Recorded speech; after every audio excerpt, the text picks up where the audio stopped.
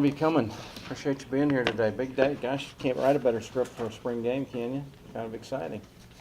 You know, lots of great work for our players. Great situations that they got placed in today.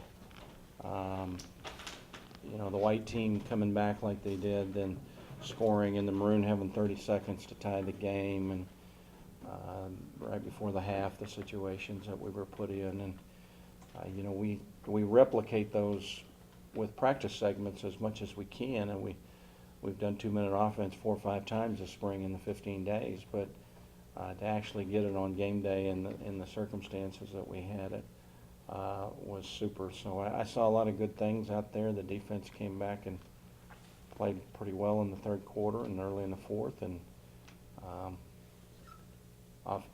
not too many ragged-looking things, and you concern yourself as a coach that maybe you're going to have some of those with the teams being so split up. A first-teamer maybe being next to a third-teamer, you go away from units because for those of you that don't know, I let the kids draft the teams.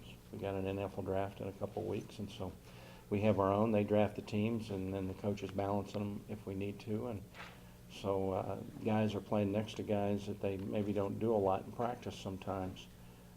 So really from a cohesive standpoint and for the kicking game, you'd be hard-pressed to go to many spring practices, spring games, and see all the kicking game in it that we put in it today. And wasn't always as pretty as you wish it would be, but it was challenging to kick the ball in the wind today.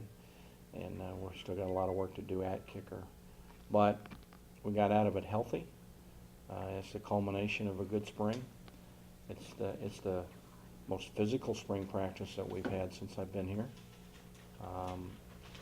I think we look better in our uniform. We look like an FBS team more and more, and I thought some of our guys really stepped up and made some huge plays today. Tyler Jones, obviously, he made a throw on that last drive to C.J. Best that C.J. just bent around that safety, and Tyler and him had a good feel for each other, and won a ball he threw right in there, and C.J. made the catch, and that kind of got the drive started. And then the fourth down play where Tyler started to run and then find Stedman, the vision that he maintains as he looks down the field. So I'm proud of our guys, proud of the way they battled, and excited about what's ahead for this team and the possibilities. Coach, what's the biggest thing you got out of the spring? The entire spring? Well, that's a big question, big answer. Yeah, it is. It's you go into spring, I think, always with the goals of laying the foundation of your offense, defense, and kicking game, finding your 22 best players on both sides of the football.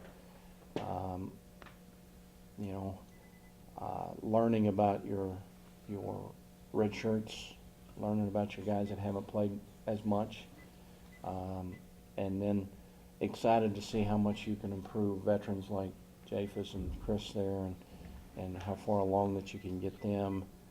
The development of the chemistry and the leadership is just as important, and I've been pleased with that. We elected our leadership council this week and elected the right kind of guys to it.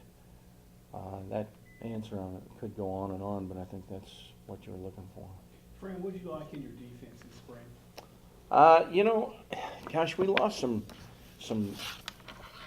really good players. I really expect Craig Mager to be drafted in a couple weeks. David Mayo was signed.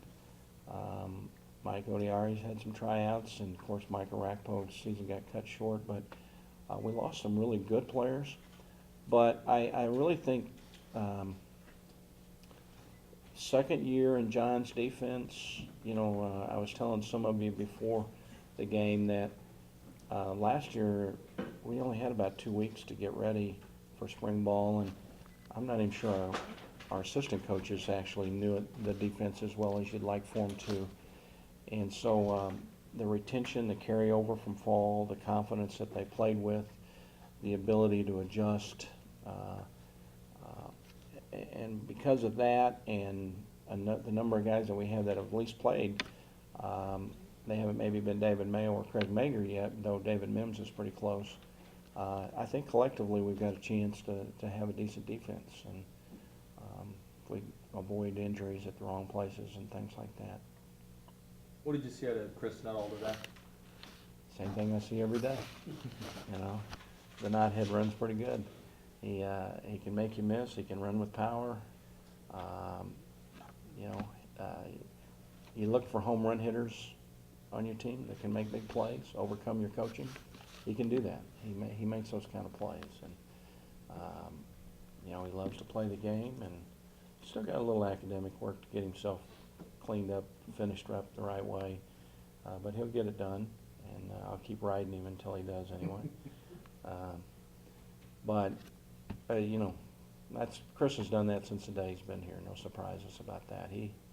He's good with the ball in his hands. He's gotten a lot better without the ball in his hands, blocking and doing things like that, which you don't think about with running backs sometimes. But you know, when Chris was first here, we asked him to block in pass protection. He quickly went back to the dorm, looked at his scholarship agreement, and didn't say anything about he had to block when he got here.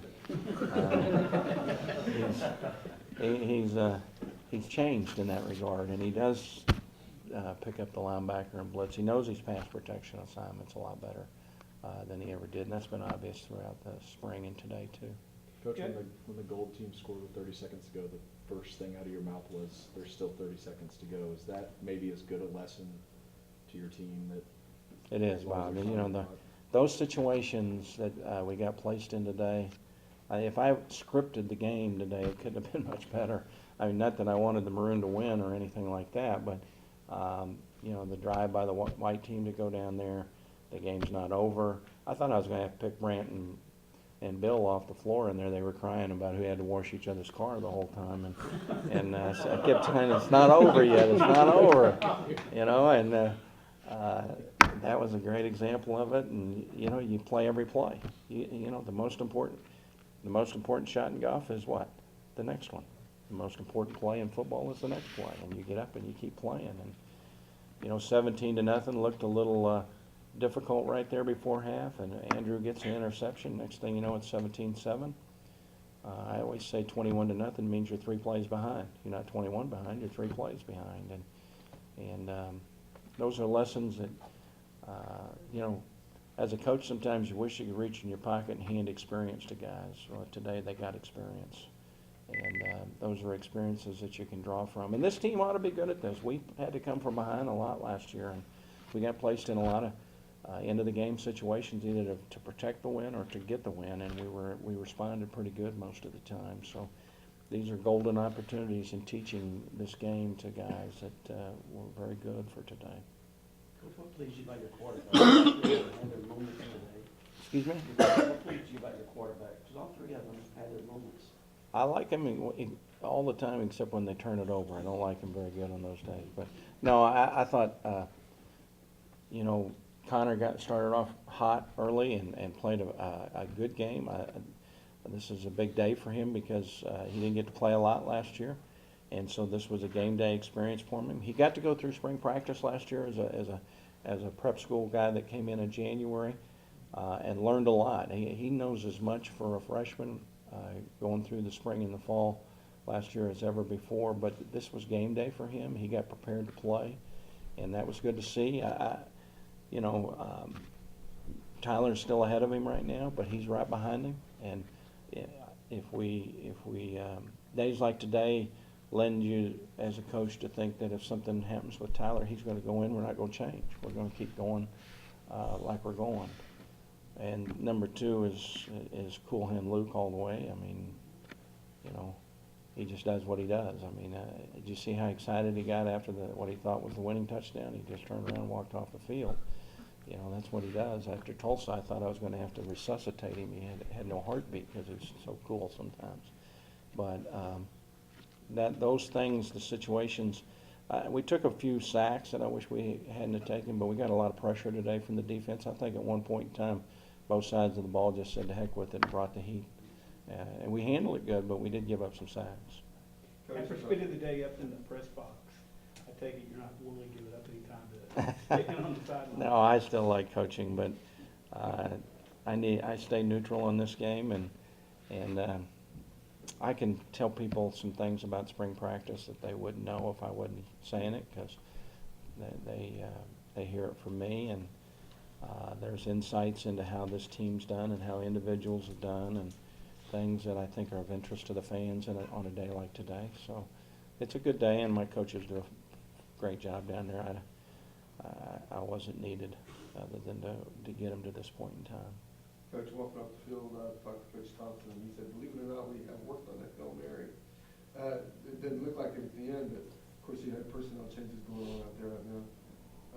That's not something you want to see at the end of the game against you, Coach, is it? No, you never do. And really, as much as we work 2-minute offense, we haven't even installed our play for the Hail Mary at the end of the game. We'll get to that in August camp. So a little bit of a unfavorable situation. John's touched on it some, but we hadn't worked on it enough. But Connor did a great job of buying time. He threw about, I said before the play, he could throw it to the end zone with the wind behind him there without any trouble. But going to his left, that was a little bigger challenge with the pressure that he had on him and everything. And great play by Japhus in the right spot at the right time. Anybody tip it to you, or did you just catch it? I got tipped a little? Yeah, I stayed behind just in case. It was my purpose of being behind everybody just in case we got tipped and fell right in my hands. That's a senior talking right there, isn't it? Y'all good? What, Coach? Yes, sir.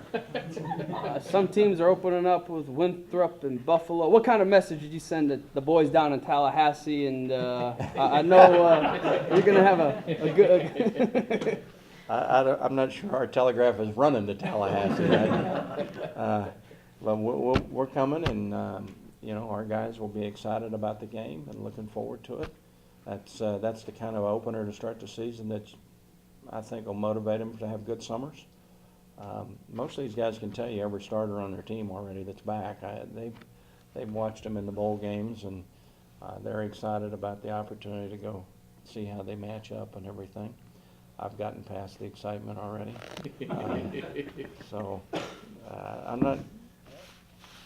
I'm not sure Coach Fisher's thinking much about us right now, and he shouldn't be. He should be thinking about his team. But we look forward to it. It'll be a good challenge. We gave Illinois a good game last year. Florida State's a step up from that. There's no doubt about it. But